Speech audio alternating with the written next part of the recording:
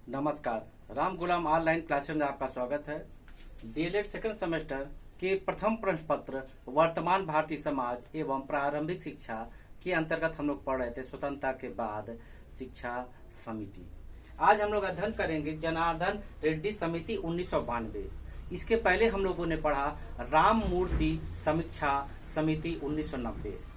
उसके पहले ये 1986 की राष्ट्रीय शिक्षा नीति के संशोधन के फलस्वरूप इन समितियों का गठन हुआ था और इसमें ये कहा गया था 1986 में कि 5 साल बाद इस नीति की समीक्षा की जाएगी। लेकिन 1990 में बना, फिर सरकार परिवर्तन होती है तो 2 साल बाद 1992 में पुनः संशोधित शिक्षा नीति बनती है। आप जानते हैं जब सरकार में परिवर्तन होता है तो उनकी नीतियों में परिवर्तन होता है, जिसके फलस्वरूप पुनः 1992 में एक नवीन शिक्षा नीति बनी जिसका नाम जनार्दन रेड्डी समिति रखा जाता है। इसमें 1986 की शिक्षा नीति में कुछ समीक्षा करने के बाद कुछ परिवर्तन करने का विचार किया जाता है। उस समय कांग्रेस की सरकार रहती है तो इसलिए उसके पुनर्गठन की बात की जाती है और उसके अध्यक्ष एक समिति बनाई जाती है समीक्षा के लिए। उसके अध्यक्ष जनार्दन रेड्डी को रखे जाते हैं। ये आंध्र प्रदेश के मुख्यमंत्री पद पर सेवा दे चुके हैं और इनको उस कमेटी का अध्यक्ष रखा जाता है। इस कारण इस समिति को जनार्दन रेड्डी समिति भी कहते हैं। 1991 में इसका गठन हुआ था और ये कमेटी और ये आयोग 22 जनवरी 1992 में अपनी रिपोर्ट को प्रस्तुत करती है। इसलिए कहीं 1992 हो तो उस कंडीशन वो भी ठीक है, 91-92 हो तो उसमें वो भी ठीक है। और जो ये रिपोर्ट प्रस्तुत करती है वो 23 खंडों में रहता है, यानी 23 भाग में जनार्दन रेड्डी समिति की रिपोर्ट प्रस्तुत की जाती है। इसको अन्य नाम से जानते हैं, इसकी चर्चा कर लें। हम इसको संशोधित राष्ट्रीय शिक्षा नीति 1992 के नाम से भी जानते हैं और अन्य नाम है programme of action 1992, programme of action 1992 और इसके अन्य नाम है कार्य योजना 1992। इन सब के बारे में कहा जाए लेकिन वो सब एक ही योजना के अलग अलग नाम है। पुनः सुने, कार्य योजना 1992, प्रोग्राम ऑफ एक्शन 1992, संशोधित राष्ट्रीय शिक्षा नीति या जनार्दन रेड्डी समिति या समीक्षा समिति, क्योंकि ये उसके अध्यक्ष थे उनके नाम पर समिति को जानना ही जानना था और 23 खंड में विभाजित थी। इसमें 1986 की शिक्षा संबंधी नीतियों में कुछ परिवर्तन किया गया, बाकी उनकी शेष बातों को मान लिया गया क्योंकि 1986 में जो शिक्षा नीति थी 12 खंड में थी तो उसमें से 6 खंड में कुछ परिवर्तन करके इस समिति ने अपने सुझाव को प्रस्तुत किया। शेष पूर्व की बातों को माना, जैसे 14 वर्ष तक शिक्षा अनिवार्य होना चाहिए, निःशुल्क होना चाहिए, महिला शिक्षा को प्रोत्साहन देना चाहिए, समाज में पिछड़े वर्ग SC ST अल्पसंख्यक आदि को प्रोत्साहन देना चाहिए, विद्यालय की स्थापना होना चाहिए, सर्व शिक्षा अभियान को बढ़ावा देना चाहिए, नामांकन को बढ़ावा देना चाहिए आदि। आइए देखा जाए इन्होंने अपनी बात को किस प्रकार कहा। इन्होंने जो सुझाव दिया इसमें नंबर 1 आता है देश में +2 को स्कूली शिक्षा का अंग बनाया जाए। +2 का मतलब 10 के बाद माध्यमिक, उस समय माध्यमिक उच्च से संबंधित था तो इन्होंने कहा, इस समिति ने कहा कि +2 यानी माध्यमिक को उच्च शिक्षा से अलग करके स्कूली भाग का एक अंग बनाया जाए पूरे प्रदेश स्तर पर, इसीलिए +2 है। आगे इन्होंने कहा साक्षरता अभियान पर बल दिया जाए। जो इसके पहले विभिन्न साक्षरता अभियान चले थे, शिक्षा संबंधी, प्राथमिक विद्यालय में एडमिशन करवाओ इत्यादि, जैसे सर्व शिक्षा अभियान आदि जो थे उन पर बल दिया कि उसकी सार्थकता तभी होगी जब बच्चे विद्यालय में आएंगे, नामांकन होगा तो लोगों से मिलना जुलना, गार्जियन को बताना कि आपको हम निःशुल्क शिक्षा देंगे, अनिवार्य शिक्षा देंगे और अन्य सुविधा देंगे, आप बच्चों को विद्यालय भेजिए। इनका मुख्य उद्देश्य था विद्यालय तक बच्चों को लाना। आगे देखते हैं, रुचि पर आधारित पाठ्यक्रम हो या रुचि पर आधारित व्यवसायिक पाठ्यक्रम हो। विभिन्न व्यवसायिक पाठ्यक्रम पर बल दिया कि रुचि पर आधारित होगा तो बच्चे अपने रुचि के अनुसार पाठ्यक्रम का चयन करेंगे व्यवसायिक और उसमें कुशलता हासिल करेंगे और आत्मनिर्भर बनेंगे। आगे देखते हैं, पर्यावरण संरक्षण संबंधी बातों को इन्होंने लागू किया। इसके पहले जैसा हम कहे थे राम मूर्ति समीक्षा समिति को मानते हुए कि पर्यावरण संबंधी बातों को रखा जाए, संरक्षण संबंधी बातों को बच्चों को प्राथमिक स्तर से बताया जाए, जिससे उनको उसके प्रति लगाव हो। प्राथमिक शिक्षा सर्वसुलभ बनाया जाए। बार बार कहा जाता है प्राथमिक शिक्षा तो सुविधा दी जाती, लेकिन तब ये कारगर होगी कि प्रत्येक समाज के सभी परिवार के बच्चे शिक्षा लें। जैसे कहा जाता है कि अगर विद्यालय में 100 बच्चे हैं और बाहर विद्यालय के 200 बच्चे खेल रहे हैं, यानी सर्वसुलभ शिक्षा जो है वो उचित उसका प्रचार नहीं हो पाया। यानी जो बाहर बच्चे हैं विद्यालय में नहीं प्रवेश लिए हैं, कुछ छुट्टी में हो सकते हैं, लेकिन अधिकतर वही है जो विद्यालय में बच्चे नहीं जा रहे हैं। इनका मुख्य उद्देश्य है उन बच्चों को विद्यालय तक लाना, नामांकन करवाना।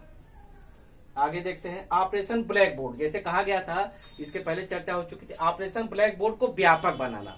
शुरू में हम कहे थे ऑपरेशन ब्लैक बोर्ड जो प्राथमिक स्तर पर था 1 से 5 तक, तो 2 अध्यापक, 2 कमरे, 1 बरामदा और शैक्षिक उपकरण। और इसमें इन्होंने कहा उस ऑपरेशन ब्लैक बोर्ड को व्यापक बनाना और उच्च प्राथमिक यानी कक्षा 6, 7, 8 तक विस्तारित करना, जिसमें 3 कमरे, 3 अध्यापक, 1 बरामदा हो और शैक्षिक उपकरण सब हो, जिसमें चाक हो, डस्टर हो, ब्लैक बोर्ड हो, विज्ञान किट हो, गणित किट हो, खेल की सामग्री हो, फर्नीचर हो, सुंदर आकर्षक कमरा आदि। इन्होंने इसको प्रोत्साहन दिया। और इन्होंने कहा समानता हेतु शिक्षा, यानी सभी समाज के वर्गों को एक समान शिक्षा में आने का अवसर दिया जाए, कि सभी समाज के जो वंचित वर्ग हैं, पिछड़े वर्ग हैं, अल्पसंख्यक वर्ग आदि हैं, वो भी आए और शिक्षा में अपने को शिक्षित करे और समाज में एक अच्छे नागरिक के रूप में स्थापित हो, जिससे हमारा भी उद्देश्य अच्छा हो। क्योंकि किसी देश में जब अधिक नागरिक शिक्षित होता है तो समाज बेहतर होता, अच्छा होता, ऐसा माना जाता है। आगे देखते हैं शिक्षा के सभी स्तरों में पुनर्गठन करना। सभी स्तर, प्राथमिक स्तर, माध्यमिक स्तर एवं उच्च स्तर पर। प्राथमिक की बात हो रही है, माध्यमिक की हो रही है, उच्च स्तर में था कि यूजीसी संबंधी व्यवस्था को लागू करना, विश्वविद्यालय अनुदान आयोग द्वारा लागू करना, योग शिक्षा देना, पर्यावरण शिक्षा देना, व्यवसायिक शिक्षा देना, कंप्यूटर शिक्षा आदि देना, जैसे इसके पहले चर्चा कर चुके। तीनों स्तर माध्यमिक, प्राथमिक और उच्च स्तर पर उसका पुनर्गठन करना एवं बेहतरी के लिए बात करना, चर्चा करना। आगे देखते हैं तकनीकी प्रबंधन शिक्षा की व्यवस्था करना। उसमें तकनीकी प्रबंधन के बारे में भी बताना, लोगों को सिखाना एवं उससे संबंधी लोगों को जानकारी देना कि ये भी पाठ्यक्रम, ये भी हमारे शिक्षा के प्रमुख बिंदुओं में है। जब तमाम चीजें ऐसी हैं, अगर लोगों को पता होगा उनके अधिकार के बारे में, पाठ्यक्रम के बारे में, तभी तो लेंगे। आज शिक्षा के अभाव में बहुत से लोगों को अपने मूल अधिकार के बारे में नहीं पता है। अगर आप पूछेंगे हमारे कितने मूल अधिकार हैं, तो शायद ऐसे लोग जो थोड़ा सा शिक्षा से पिछड़े हैं या आर्थिक स्थिति कमजोर है, तो शायद वो ना बता पाए। जब अपने अधिकार के बारे में जानेंगे, अपने अधिकार के बारे में जाने, अपने कर्तव्य के बारे में जानेंगे, तभी तो आगे बढ़ेंगे। तो हमको उनको जागरूक करना एवं बताना है। आगे देखते हैं शिक्षा की विषय वस्तु में नवीनता लाना। जो शिक्षा का पाठ्यक्रम है वही जो हर साल चला रहा, ऐसा ना, उसमें कुछ परिवर्तन करना, रोचक करना, नवीनता लाना, नयापन लाना। क्योंकि जब वही रोज हर साल का ढर्रा रहेगा तो बच्चे कहेंगे अरे हर साल वही था। जब कुछ परिवर्तन होगा, बच्चों को रोचकता आएगी, उसमें कुछ नवीनता आएगी, तो वो उसमें रुचि लेंगे। मेन चीज था कि शिक्षा देना, साथ साथ उसमें बच्चों को रुचि उत्पन्न करवाना। उसके लिए हम शिक्षण विधि में परिवर्तन कर सकते हैं, पाठ्यक्रम में परिवर्तन कर सकते हैं, अपने पाठन प्रक्रिया में परिवर्तन कर सकते हैं, जो सकारात्मक हो, बच्चों तक हम अधिक से अधिक ज्ञान को पहुंचा सके। शिक्षा का यही लक्ष्य है कि लोगों को विद्यालय तक लाना एवं जो भी हमारे पाठ्यक्रम है, जो भी ज्ञान है या बाकी अच्छी चीजें हैं, बच्चों तक पूरा पहुंचाने का प्रयास करना। तभी हमारी शिक्षा का जो अभियान है सफल होगा, कि बच्चे आएंगे विद्यालय में, शिक्षा लेंगे और फिर अपने जीवन में एक आत्मनिर्भर के रूप में अपने को समाज में स्थापित करेंगे। आगे देखते हैं शिक्षा की विषय वस्तु में नवीनता हो गया। शिक्षा का प्रबंध संबंधी बातें करना, शिक्षा का जो प्रबंध है उसकी क्या व्यवस्था है, इस पर भी चर्चा करना। क्योंकि शिक्षा के प्रबंध के लिए कुछ संसाधन की आवश्यकता होती है, जैसे एक बिल्डिंग होगा, फर्नीचर होगा, कमरा होगा, पेयजल होगा, प्रसाधन होगा, पुस्तकालय होगा आदि। तो इसके बारे में भी इन्होंने जोर दिया कि ये भी एक व्यवस्था के अंतर्गत होना चाहिए। आगे देखते हैं त्रिभाषा पर जोर दिया। कि पूरे भारत में त्रिभाषा जो है, पहला अपनी मातृभाषा यानी हिंदी, दूसरा आपका अंग्रेजी, तीसरा क्षेत्रीय भाषा जैसे बंगाली है, बंगाल में बंगाली भाषा, उत्तर में हिंदी भाषा, ऐसे अलग प्रदेश की भाषा, इस पर भी उन्होंने जोर दिया। आगे देखते हैं। और ये महत्वपूर्ण था कि इस योजना को करने के लिए कार्य योजना एवं वित्त की व्यवस्था की गई थी। इसमें कि क्रियान्वयन का मतलब है ये जो प्रस्ताव है किस प्रकार से लागू होगा उसकी कार्य योजना इसमें बताई गई, एवं वित्त यानी धन संबंधी व्यवस्था की भी बात की गई थी एवं व्यवस्था किया गया था। ये इसमें अलग पॉइंट है कि इतनी योजना आई लेकिन ये योजना नहीं बता पाए कि इसको किस प्रकार लागू करेंगे, वित्त कहाँ से आएगा, ये नहीं, सिर्फ प्रस्ताव प्रस्तुत कर दिए या बना के प्रस्तुत कर दिए अपने कमेटी को या सरकार को। लेकिन इसमें ये महत्वपूर्ण बात थी कि क्रियान्वयन के कार्य योजना एवं वित्त की व्यवस्था की बात की गई थी कि ये जो सारा प्रारूप किस प्रकार योजना के अंतर्गत लागू होगा एवं वित्त की भी व्यवस्था की बात की गई थी। ये महत्वपूर्ण बात है। योजना बनती है, अगर लागू करने का प्रोसेस या स्वरूप ठीक नहीं होगा या बताया नहीं जाएगा तो भी अच्छे से अच्छे लाभ नहीं मिल पाएगा। और वित्त की क्या व्यवस्था होगी, कहां से आएगा, अगर उसकी भी व्यवस्था चर्चा नहीं होगी तो वो योजना पूर्ण रूप से सफल नहीं हो पाती है। लेकिन इसमें कार्य योजना एवं वित्त की बात कही गई थी जो एक महत्वपूर्ण बात थी, और +2 की बात कही गई थी, ये भी सबसे अलग करती है इनको। आगे देखते हैं। इसमें यह भी कहा गया था कि विकलांग की शिक्षा पर भी बल दिया जाए। बाकी समाज से वंचित वर्ग जैसे अनुसूचित जाति, जनजाति, अल्पसंख्यक वर्ग, पिछड़े वर्ग, महिलाओं के बारे में भी कहा गया था जो पीछे है उनको प्रोत्साहन दिया जाए, महिला शिक्षा को दिया, एवं विकलांग शिक्षा की इन्होंने बात की, जो विकलांग है उनकी भी शिक्षा के लिए उनको प्रोत्साहित किया जाए एवं ऐसी व्यवस्था बनाया जाए कि वो भी शिक्षित हो। आगे देखते हैं।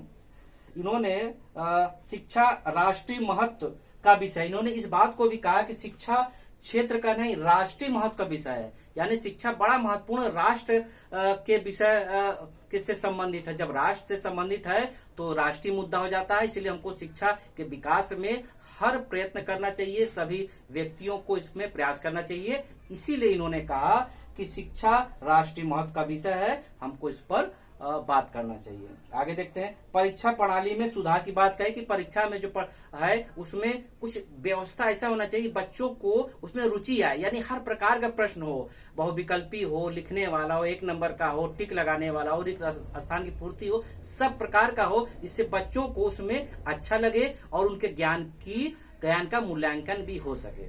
आगे देखते हैं।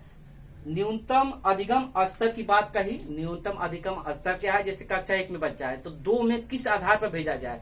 जैसे हम जानते हैं कि अगर 50 नंबर का है तो 17 पास है, 100 नंबर का है 33 पास, इसी प्रकार के पूर्णांक हिसाब से हम वार्षिक मार्क्स तय करते हैं। वो बच्चा अगर 50 नंबर का है, अगर एक पेपर 17 पाता है तो न्यूनतम अधिगम स्तर यानी एक कक्षा से अगली कक्षा में जाने के लिए न्यूनतम अधिगम स्तर को वो पार कर रहा है, इसलिए अगली कक्षा में उसको भेजा जाए। आगे देखते हैं कि खुला विश्वविद्यालय पर बात की उच्च शिक्षा संबंधी कि मुक्त और खुला विश्वविद्यालय जो है, जो दूरस्थ ऐसे छात्र हैं जिनके आसपास उच्च शिक्षा की सुविधा नहीं है या शिक्षा से वंचित हैं या आसपास वो शिक्षा नहीं ले पा रहे हैं या नौकरी व्यवसाय कर रहे हैं, तो उच्च शिक्षा के लिए जो खुला विश्वविद्यालय है, मुक्त विश्वविद्यालय, पत्राचार के माध्यम से होने वाला है, तो उनको भी उच्च शिक्षा के माध्यम से डिग्रियां दिया जाए, जिससे वो जिस क्षेत्र में मान लीजिए इंटर पास करके नौकरी कर रहे हैं, उनको उच्च शिक्षा की आवश्यकता है या उसमें प्रमोशन की आवश्यकता, आगे बढ़ने में वो सहयोग करेगा,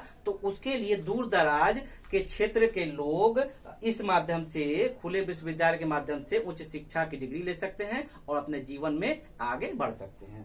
और इन्होंने कहा कि बालिकाओं को विज्ञान, गणित और वाणिज्य विषय को भी अनिवार्य रूप से दिलाना चाहिए, जिससे वो इस क्षेत्र में भी पारंगत हो। इस प्रकार हम लोगों ने देखा कि ये संशोधित शिक्षा नीति 1992 के बारे में अध्ययन किया। आइए हम लोग देखें कि हम लोगों ने क्या पढ़ा, उसका रिवीजन करते हैं। जनार्दन रेड्डी समिति या समीक्षा समिति कब आई? 1992, जनवरी 1992 में ये प्रस्तुत की गई। उस समय किसकी सरकार थी? कांग्रेस की। इसके अन्य क्या नाम है? Programme of action 1992, programme of action 1992, अन्य नाम है कार्य योजना 1992 या संशोधित राष्ट्रीय शिक्षा नीति 1992, इतने नाम है। और ये 23 खंड में थी।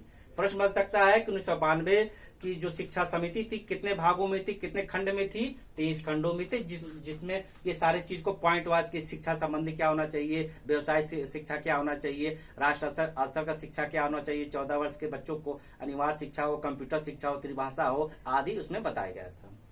आगे देखते हैं, इसमें और बताया गया देश में +2 के आधार पर उस शिक्षा को स्कूली विषय के रूप में शामिल किया जाए, +2 को स्कूली विषय के रूप में शामिल किया जाए। और इसमें बताया गया था त्रिभाषा बल दिया गया था, ब्लैक बोर्ड पर बल दिया गया था कि उच्च प्राथमिक शिक्षा में लागू किया जाए, यानी कक्षा 6, 7, 8 में, जिसमें 3 कमरे, 3 अध्यापक, 1 बरामदा हो, न्यूनतम शैक्षिक उपकरण हो। इस प्रकार हम लोग देखते हैं कि आज हम लोगों ने जनार्दन रेड्डी समिति के बारे में अध्ययन किया। इसके बाद हम लोग जो अध्ययन करेंगे वो इसके आगे की समिति होगी।